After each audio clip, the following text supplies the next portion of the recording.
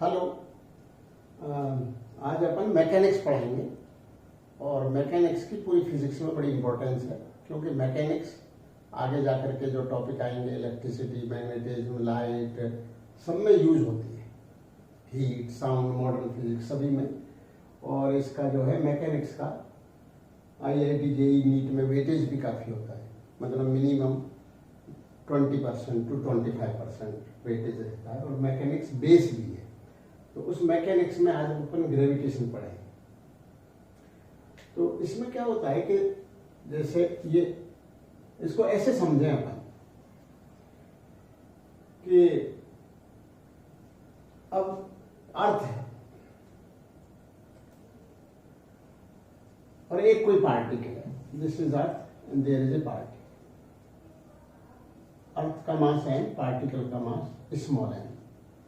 अब इसमें किसी ने पूछा कि अर्थ जो है इस पार्टिकल को ज्यादा फोर्स से खींच रही है, मैग्नीट्यूड, या पार्टिकल अर्थ को ज्यादा फोर्स से खींच रहा है। तो जनरली जवाब देते हैं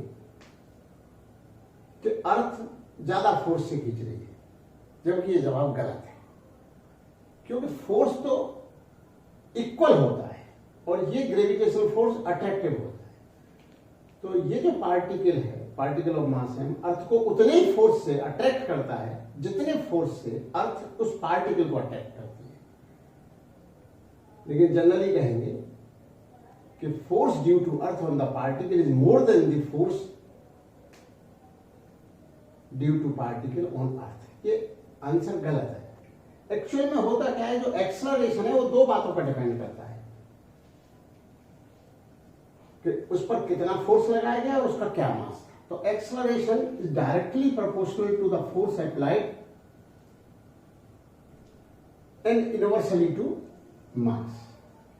तो एक्सेलरेशन फोर्स अपॉन मास, ये बड़ा सिंपल सा इक्वेशन है और डेली लाइफ में समझ में भी आराम से आता है। कि जैसे आपसे किसी से ये पूछा जाए कि एक सर्टेन फोर्स अप्लाई किया, फोर्स को अपन कांस्टेंट रख रहे हैं, एक फोर्स एक ब्लॉक पे अप्लाई किया और वही फोर्स एक हैवी स्टोन है उस पर फोर्स अप्लाई किया एंड सेम फोर्स है। अगर आपसे ये पूछा जाए तो एक्सेलरेशन किस में ज्यादा है, तो सभी इसका जवाब दे देंगे कि एक्सेलरेशन जो स्मॉल मास है उसमें ज्यादा है। तो सीधा जवाब है कि एक्सेलरेशन जो है इनवर्सली टू मास है। Less mass more acceleration for the same force. अब मास से डिफरेंट थे, अब मास सेम ले लेते हैं। मास सेम, दोनों ब्लॉक सेम मास के, और ये फोर्स F1 है और ये फोर्स F2 है and F2 is more then F1 है। अब पूछा जाए किसमें एक्सेलरेशन ज्यादा होगा, तो जवाब यही आएगा कि जो फोर्स ज्यादा है वो ज्यादा एक्सेलरेशन प्रोड्यूस करेगा उस बॉडी में। It means acceleration is directly proportional to the force. तो एक्सेलरेशन दोनों मिला के F अपॉन m, और यूनिट्स इस तरह से चूज करते हैं कि K का मान बना जाता है। तो A is equal to F upon m, तो F बराबर m। ये इक्वेशन पूरी फिजिक्स में बहुत ही इंपॉर्टेंट पार्ट प्ले करता है। मतलब मैं जब आपको ये फिजिक्स बताऊंगा तो मैं पूरी मैकेनिक्स F बराबर ma से सॉल्व कर देता हूं। Generally most of the problems are solve applying F बराबर ma। न्यूटन ने इसको एक दूसरी तरफ से रूप दे दिया था, वैसे तो ये जनरल से ही आ जाता है कि भाई acceleration directly proportional to the force if the mass is same and inversely to mass if the force is same। तो इन दो बातों से ये आ जाता है। अब अपन आ जाते हैं इस ग्रेविटेशन कि अपने को ऐसा क्यों लगता है कि अर्थ ज्यादा फोर्स से खींचती है। अपन ये नहीं ध्यान देते कि एक्चुअल में कोई भी पार्टिकल है वो अर्थ की तरफ ही जाता है, अर्थ तो नहीं आती उसकी तरफ। इसलिए हम ये कहते हैं कि अर्थ ही खींच रही है, वो पार्टिकल नहीं खींच रहा। लेकिन ये बात गलत है। उस पार्टिकल का मास बहुत कम है तो उसमें एक्सेलरेशन टेंड्स टू 0। तो जब ये देखा गया कि ये फोर्स जो है between two bodies, 2 point masses, तो ये पता लगा न्यूटन को, ये न्यूटन्स लॉ ऑफ ग्रेविटेशन है कि the gravitational force between the 2 point masses is directly proportional to the product of the masses and inversely proportional to the square of the distance between them.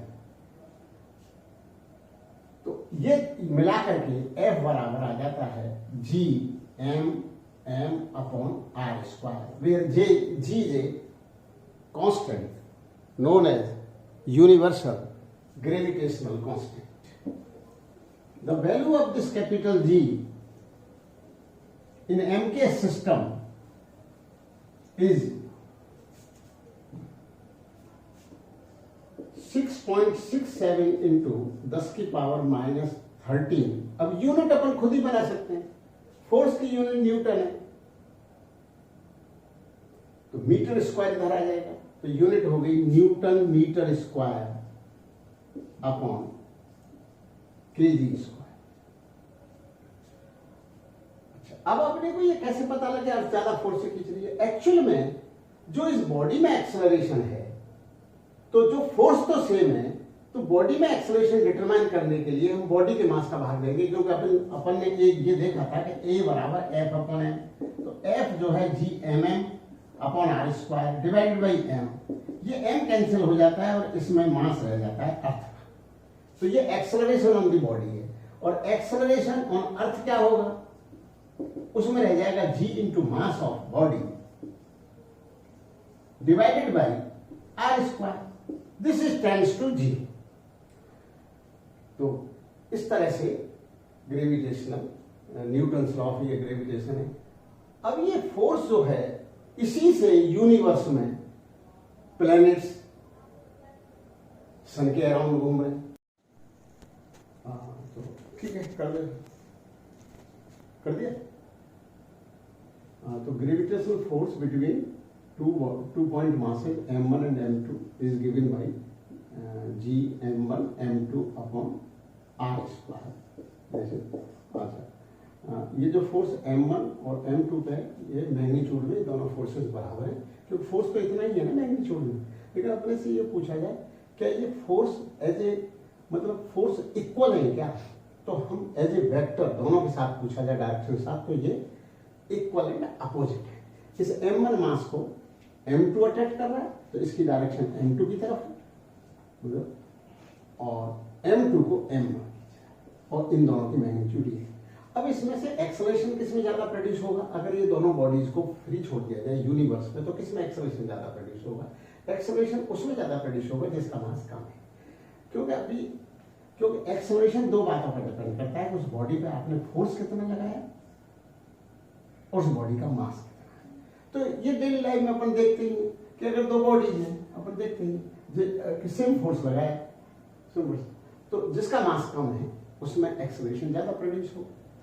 अब अपन mass same ले लेते हैं, तो जिसपे ज्यादा force लगाया उसमें एक्सेलरेशन ज्यादा प्रोड्यूस होगा। तो एक्सेलरेशन डायरेक्टली टू फोर्स होता है, रिवर्सली टू मास होता है, और यूनिट्स इस तरह से चूज कर ली जाती है। जो कांस्टेंट आता है प्रोपोर्शनल हटाने के बाद जो कांस्टेंट आता है वो 1 है, तो वो जो है। तो अब आप पूछोगे कि ऐसे कैसे यूनिट चूज कर ली गई थी, तो ये बड़ा सिंपल सी बात है, बहुत सिंपल सी बात है कि हमने न्यूटन को जब डिफाइन करा था कि Newton is the unit of force, तो हमने इसको ऐसे तो डिफाइन करा था कि 1 Newton is the force which produces an acceleration of 1 meter per second square in a body of 1 kg।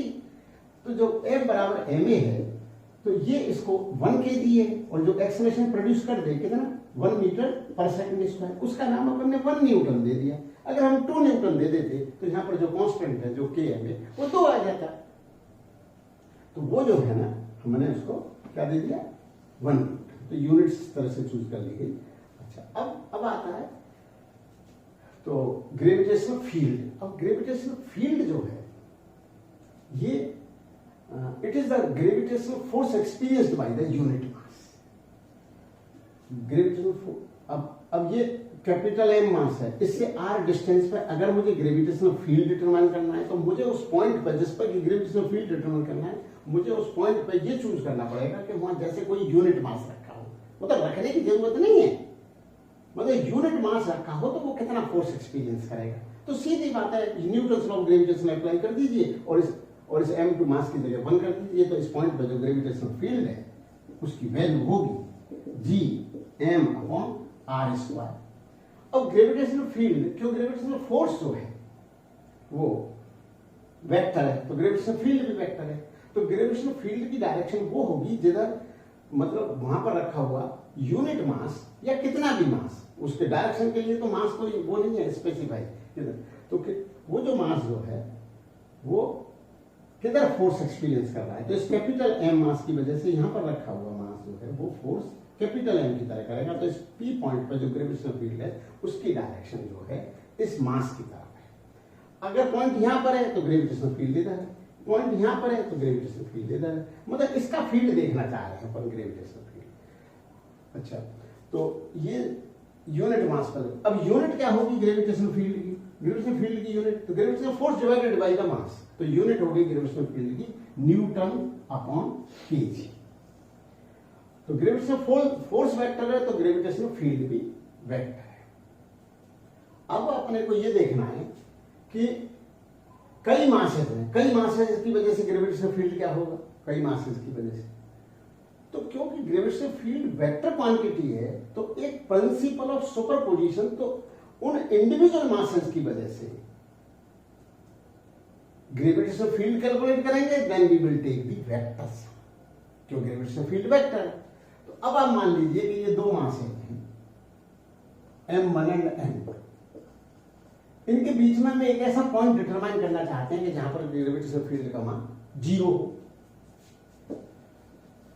तो ग्रेविटेशनल फील्ड का मान 0 होने के लिए इन दोनों मासेस की वजह से नेट फोर्स उस पर 0 आए। 0 तभी आएगा जबकि फोर्सेज, इन दोनों मासेस की वजह से जो फोर्सेज होंगे वो इक्वल होंगे मैग्नीट्यूड में और अपोजिट होंगे डायरेक्शन। तो अगर बीच में पॉइंट है तो अपोजिट ही होंगे डायरेक्शन, क्योंकि gravitational force is always attractive. तो यहाँ पर रखा हुआ यूनिट मास, इस मास की वजह से फोर्स इधर मूव करेगा, और यहाँ पर रखा हुआ यूनिट मास, इस मास की वजह से फोर्स इधर मूव करेगा। अगर मैग्नीट्यूड भी बराबर हो गई तो यहाँ पर नेट फोर्स 0 आ जाएगा और ग्रेविटेशनल फील्ड 0 आ जाएगा। अब इस पोजीशन को डिटरमाइन कैसे करें, तो अज्यूम कर लें ये डिस्टेंस a है इन दोनों मासेस के मध्य का, यहां से मान लें x डिस्टेंस पर होगा तो ये दूरी a माइनस x बचेगी। तो अब ये जो है कैपिटल G कैंसिल आउट हो गया, तो a minus x upon x बराबर रूट m2 अपॉन m1, इसको सॉल्व कर लेंगे, x का मान आ जाएगा। अब अपन देखते हैं कि अगर ये this is a square having side A, और इनके 3 पॉइंटों पर m कैपिटल M मासेस है और चौथे पॉइंट पर अपन ग्रेविटेशनल फील्ड डिटरमाइन करना चाहते हैं, तो क्या होगा, principle of superposition, determine the gravitational field due to individual masses and take the vector sum and take the vectors. अब ये चीज वेक्टर है तो इसमें डायरेक्शन का भी ध्यान रखना पड़ता है मैग्नीट्यूड के साथ साथ। तो ए बी सी और डी पे रखा हुआ यूनिट मास, तो इस कैपिटल एम की वजह से इस पर फोर्स लगेगा gm/a², और इसकी वजह से लगेगा gm/a²।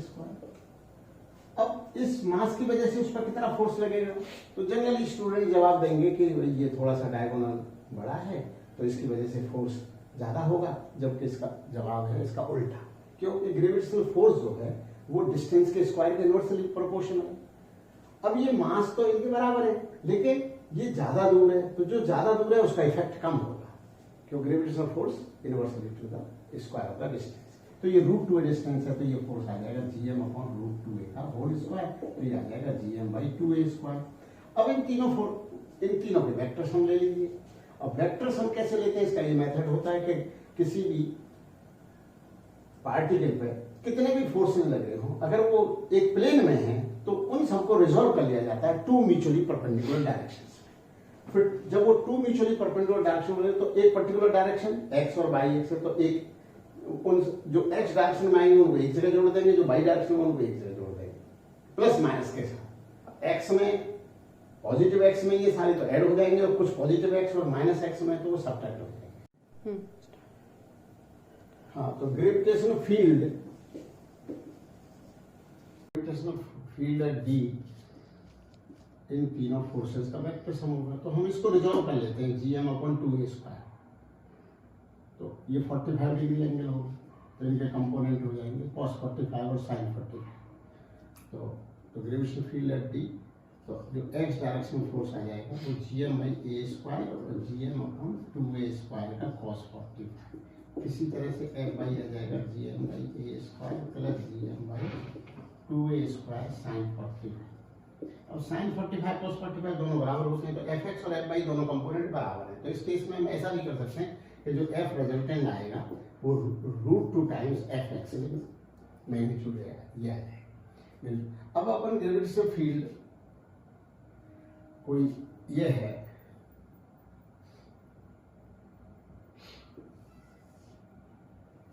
एक रिंग पर मास है यूनिफॉर्मली डिस्ट्रीब्यूटेड, इसके सेंटर पे अगर ग्रेविटेशनल फील्ड डिटरमाइन करें तो 0 होगा। अब आप पूछोगे 0 क्यों होगा? अरे बड़ी सीधी सी बात है, क्योंकि यूनिफॉर्म डिस्ट्रीब्यूटेड मास है, तो दिस मास एलिमेंट यहाँ पर रखे हुए यूनिट मास को इधर अट्रैक्ट करेगा, तो इधर वाला जो मास है वो इधर अट्रैक्ट करेगा और इक्वल एंड अपोजिट कैंसिल हो जाएंगे। इसी तरह से सारे कैंसिल हो जाएंगे। तो gravitational field due to uniform distributed circular mass के कारण उसके सेंटर पर ग्रेविटेशनल फील्ड का मान 0 होता है। अब उस रिंग के कारण ग्रेविटेशनल फील्ड अपने को एक्सिस पर डिटरमाइन करना है। ये पॉइंट P उसके सेंटर से x दूर है। तो फिर इसमें क्या करेंगे अपन कि कोई एलिमेंट लेंगे dm मास का और उसका फोर्स कैलकुलेट करेंगे। तो इसको थोड़ा सा सोचिए आप कि ये इस तरह से आएगा, यूं आएगा इस तरह से। तो इनके जो ये वाले कंपोनेंट हैं वो ऐड हो जाएंगे और ये वाले कंपोनेंट कैंसिल आउट हो जाएंगे इन ऑल डायरेक्शंस। तो अब डीएम के कारण ये ए रेडियस है,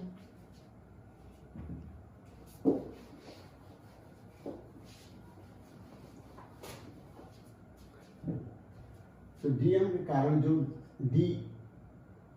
डीएफ होगा वो डीएफ कितना होगा g/a² प्लस x²। डिस्टेंस का स्क्वायर जो ग्रेविटेशनल फील्ड होता है capital G into mass divide by distance square. तो a² प्लस x² का रूट इज द डिस्टेंस और उसका स्क्वायर करा तो डिस्टेंस का स्क्वायर होगा। अब इसके ये जो कंपोनेंट है cos थीटा ऐड हो जाएंगे, तो नेट ग्रेविटेशनल फील्ड हो जाएगा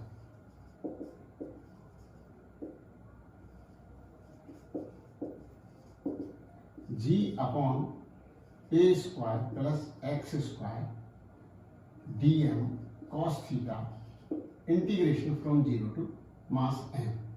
क्योंकि और तो सब चीज कांस्टेंट है, केवल वेरिएबल मास है, तो वो मास m बन जाएगा। तो g cos थीटा की वैल्यू होगी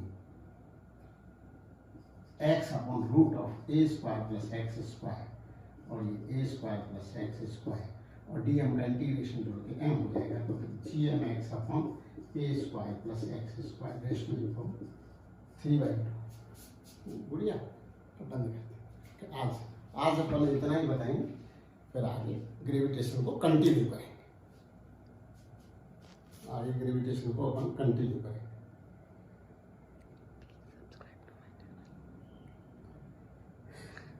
हाँ, तो ये हम इस तरह से वीडियो में आगे देता रहूँगा और प्लीज़ सब्सक्राइब